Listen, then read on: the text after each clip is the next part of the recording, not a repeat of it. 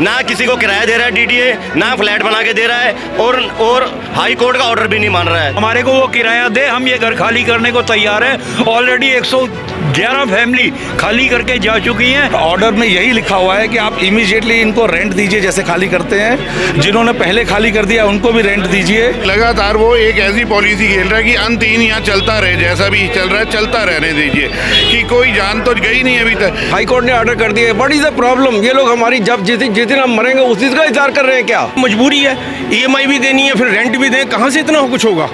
मजबूरी में रह रहे हैं। उनकी नीयत ही खराब है। अब जिसकी नीयत खराब हो तो उसको क्या कह सकते हो आप। नमस्कार, दिल्ली अप टू डेट देख रहा मैं हूँ आपके साथ तनीषा। मेरी मौजूदगी इस वक्त दिल्ली के मुखर्जी नगर में है और मुखर्जी नगर दो चीज़ों के लिए बड़ा फेमस है।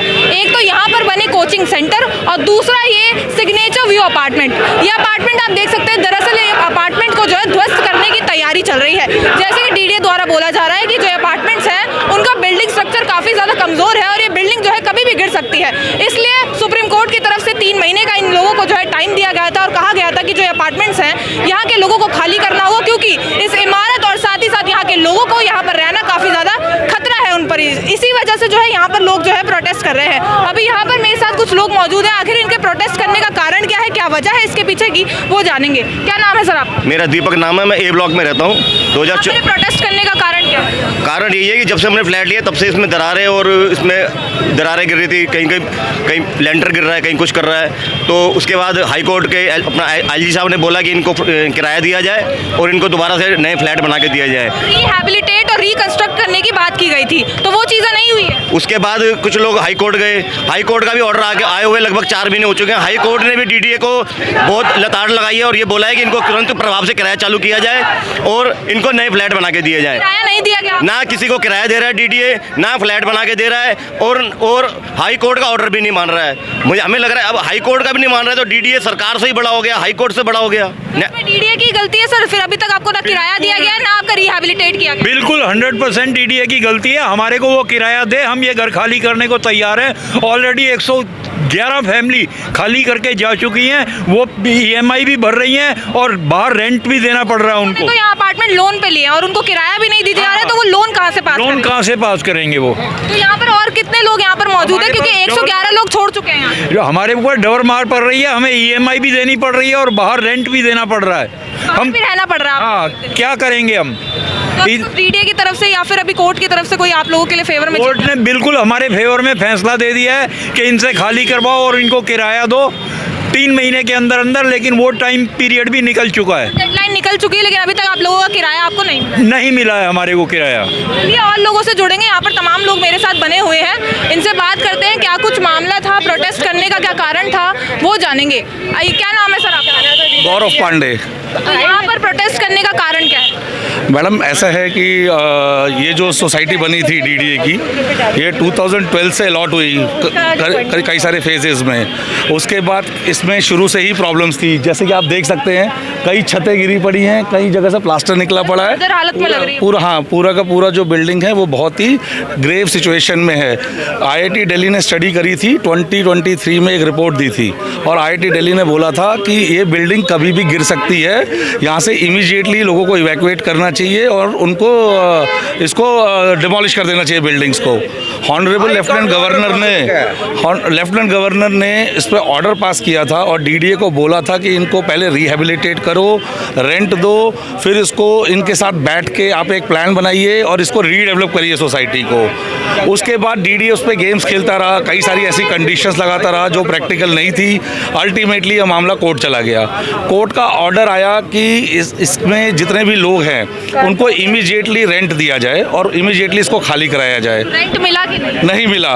110 लोगों ने डीडीए के वीसी की अपील और हाई कोर्ट के ऑर्डर का हवाला देते हुए जब ये मकान खाली कर दिए 2 साल से, उसके बाद भी अभी तक किसी को कोई रेंट नहीं मिला। उन्हें रेंट ही रेंट नहीं मिला। वो ईएमआई भी दे रहे हैं क्योंकि ये 10 साल से ऊपर पुरानी तो प्रॉपर्टी भी नहीं है, 20 साल नॉर्मली ईएमआई चलती है, तो वो रेंट भी दे रहे हैं, ईएमआई भी दे रहे हैं, सारी तरह के फाइनेंशियल बर्डन्स ले रहे हैं और उसके बावजूद भी इसका पता नहीं है कि ये कब बनेगा। बाकायदा सुप्रीम कोर्ट की तरफ से जो है ऑर्डर दिए गए उसके बावजूद तो डीडीए बात नहीं मान रहा है। सुप्रीम कोर्ट ने दिल्ली हाई कोर्ट हाई की कोर्ट तरफ से ऑर्डर है इसमें, और ऑर्डर में यही लिखा हुआ है कि आप इमीडिएटली इनको रेंट दीजिए, जैसे खाली करते हैं। जिन्होंने पहले खाली कर दिया उनको भी रेंट दीजिए।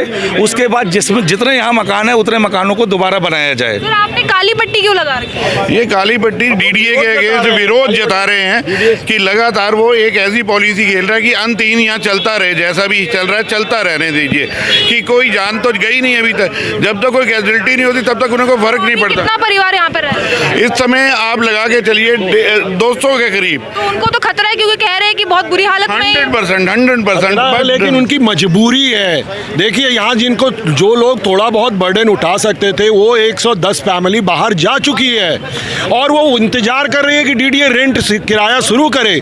जो अंदर 200 फैमिली रह रही है उनमें से भी 250 लोगों ने डीडीए को चिट्ठी लिखकर बोल चुके हैं कि हम खाली करना चाहते हैं, आप अपने इन लोगों को जो पहले हमारे भाई जा चुके हैं उनका किराया शुरू करो, ताकि उनको भरोसा हो सके कि डीडीए सही में रेंट देगी और वो लोग भी छोड़ सके। ये वो वाले लोग हैं जिनका ईएमआई भी चल रहा है और उनको रेंट भी बाहर निकल कर देना पड़ेगा, तो वो उनकी अफोर्डेबिलिटी नहीं है, वो कैसे बाहर चले जाएं? लोगों के लिए तो काफी भारी पड़ जाएगा जिन्होंने लोन पे लिए हैं। एलजी ने 3 साल पहले स्ट्रिक्ट ऑर्डर कर दिए, आईआईटी ने ऑर्डर स्ट्रिक्ट ऑर्डर कर दिए और ये अपना ऑनरेबल अपना हाई कोर्ट ने ऑर्डर कर दिए। What is the problem? ये लोग हमारी जब जिस दिन हम मरेंगे उस चीज़ का इंतजार कर रहे हैं क्या?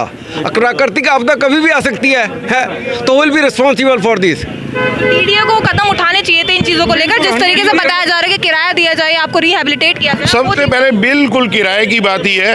वो लोग देखिए कि वो कह रहे हैं कि बिजली पानी कटवा दो। अगर बिजली पानी कटवाते, गैस कनेक्शन कटवा देते हैं, अगर वो रेंट शुरू नहीं करते तो हाउ इज पॉसिबल? हम लोग कहाँ जाएंगे? है ना, लोगों की मजबूरी है। कर सकते, जब तक हमको रेंट नहीं मिलेगा हम नहीं अफोर्ड कर सकते जाना।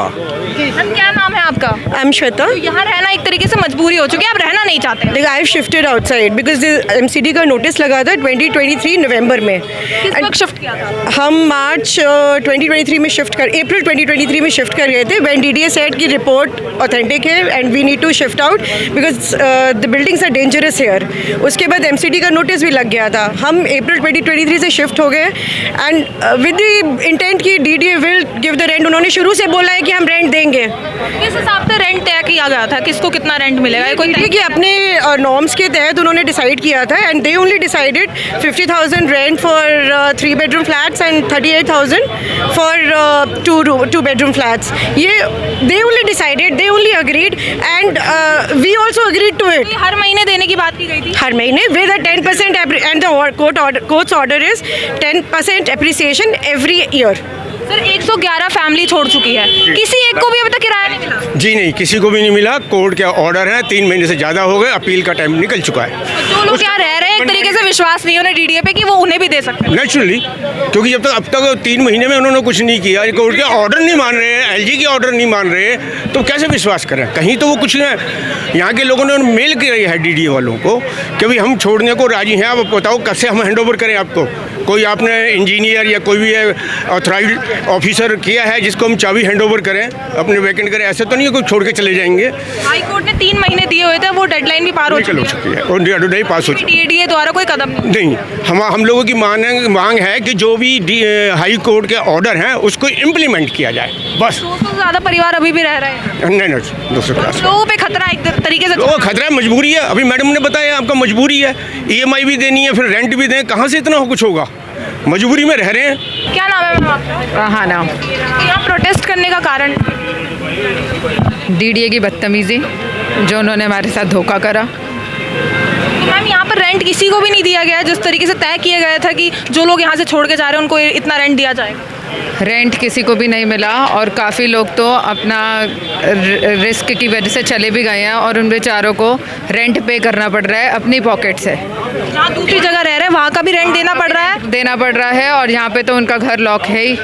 जो यहाँ पे लोन से लिया है वो भी अपनी उसकी ईएमआई भर रहे हैं। उसकी ईएमआई भी भर रहे हैं और वहाँ पे रेंट भी दे रहे हैं। उनकी पॉकेट से डबल खर्चा हो रहा है, लेकिन डीडीए कुछ सुनवाई करने के लिए तैयार नहीं है। एक तरीके से जो आप लोग रह रहे हैं, आप लोग भी खतरे में एक तरीके से, क्योंकि मजबूरी है। हम लोग तो बहुत बहुत खतरे में, हमारी मजबूरी है कि भाई हम अपनी पॉकेट से रेंट पे नहीं कर सकते। हमें जब डीडीए रेंट देगी तो हम खाली करके जाएंगे और हम उसी वेट में हैं कि जल्दी से जल्दी रेंट शुरू हो, क्योंकि यहाँ पे बहुत खतरा है। आए दिन पत्थर गिर रहे हैं बिल्डिंग में से, भगवान न करे कोई हादसा हो जाए तो कौन जिम्मेवार है उसके लिए। डीडीए पर कंप्लेंट लेटर्स वगैरह गए थे यहाँ के लोगों की? बिल्कुल, कोई जवाब नहीं है। हाई कोर्ट ने सब पूरा फैसला दे दिया है पर वो मानने को तैयार ही नहीं है।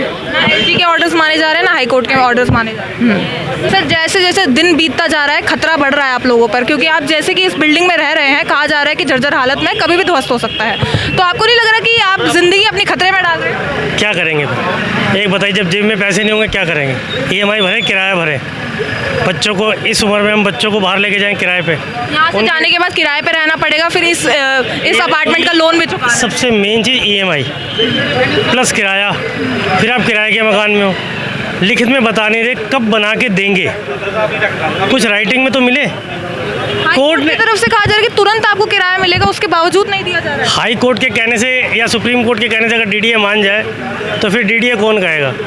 तो भ्रष्टाचार का अड्डा है वो। तो आप तो बिल्कुल बगैर राइटिंग के और सुप्रीम कोर्ट के फैसले के मुझे लगता नहीं डीडीए कुछ दे। इसमें शायद PMO ही कुछ कर सकता है, फाइनेंस मिनिस्ट्री कुछ कर सकती है, बाकी और मुझे लगता नहीं कोई कुछ कर पाएगा। डीडीए को कंप्लेन लेटर्स भी यहाँ से गए हैं, कुछ जवाब वगैरह नहीं आया? लेकिन नहीं, वो सब जवाब देते हैं, हाँ ठीक है देखेंगे करेंगे। जब अगलों ने रिपोर्ट नहीं दी, RTI के थ्रू तो रिपोर्ट आई हमारे पास, हमें तो मालूम भी नहीं था कि बिल्डिंग इतनी डेंजरस है। ये RTI लगाई, डीडीए ने नहीं बताया आज तक कि आपकी बिल्डिंग ख़राब है। फर्स्ट स्टेप ही इन्होंने गलत चला है, उनकी नीयत ही ख़राब है। अब जिसकी नीयत ख़राब हो तो उसको क्या कह सकते हो आप? तो इसलिए हम तो छोड़ने की भी परवाह नहीं है। नहीं, वो तो उनको परवाह नहीं है, और हम भी ढीठ की तरह बैठे ऐसे अपना घर छोड़ के तो जाने से रहे। अभी कितना परिवार है सर यहाँ पर? करीबन 200 के आसपास तो अभी भी हैं। 110 छोड़ चुके हैं यहाँ से। हाँ, वो तो भाई जिसके पास है एक्स्ट्रा वो तो जा ही सकता है ना। उन लोगों को नहीं दिया गया, इसलिए आपको भी लग रहा है कि हम भी यहाँ से नहीं छोड़ेंगे जब तक हमें किराया नहीं दिया जाएगा, यही मांग है? यही मांग है, मेन तो बेसिक यही मांग है। भाई जिसके पास है वो EMI भर सकता है, किराया भर सकता है, हमारे पास नहीं है इतना। एक्सेस मनी होती हम भी चले जाएंगे। तो यहाँ मैं सिग्नेचर व्यू अपार्टमेंट में मौजूद थी। जिस तरीके से यहाँ पर लोगों का कहना है कि डीडीए की तरफ से जो है जो कदम उठाने चाहिए थे वो कदम नहीं उठाए जा रहे हैं। मैं आज ज़रा अपार्टमेंट्स के आपको व्यूज़ दिखाना चाहूँगी। यहाँ पर कितनी जर्जर हालत में आप देख सकते हैं। यहाँ पर जो लोग रह रहे हैं उन लोगों को जान का खतरा है। अगर जितनी देर यहाँ पर ये लोग रहेंगे इनकी जान पर उतना ही खतरा जो है बना रहेगा। लेकिन इन लोगों ने यहाँ पर प्रोटेस्ट इसलिए किया है क्योंकि जिस तरीके से हाई कोर्ट की तरफ से कहा जा रहा है कि ये जो बिल्डिंग है जर्जर हालत में है और इस बिल्डिंग को ध्वस्त करना काफ़ी ज़्यादा ज़रूरी है। और कोर्ट की तरफ से ये भी कहा गया था कि इन लोगों को रिहैबिलिटेट किया जाएगा और साथ ही साथ जो है इन लोगों का जो किराया है जो अपार्टमेंट का बनता है वो इनको दिया जाएगा। लेकिन इनको अभी तक डीडीए द्वारा किराया नहीं दिया गया है और यहाँ पर कई ऐसे लोग हैं जो ये अपार्टमेंट जो है लोन पर लेके खड़े हैं। उन लोगों को इसकी EMI भी भरनी है और अगर ये अपार्टमेंट वो लोग छोड़ देते हैं तो इस अपार्टमेंट को छोड़ के उन्हें कहीं और किराए पर रहना होगा, उसका पैसा वो लोग कहाँ से देंगे। तो डीडीए को इस बात को सुनना चाहिए, इन लोगों को इनका किराया जो बनता है वो देना चाहिए। यही लोग जो है इस मांग को लेकर आज यहाँ पर प्रोटेस्ट कर रहे थे। अब इस वीडियो पर आपका क्या कहना है कॉमेंट करके ज़रूर बताएं और देखते रहिए दिल्ली अप टू डेट।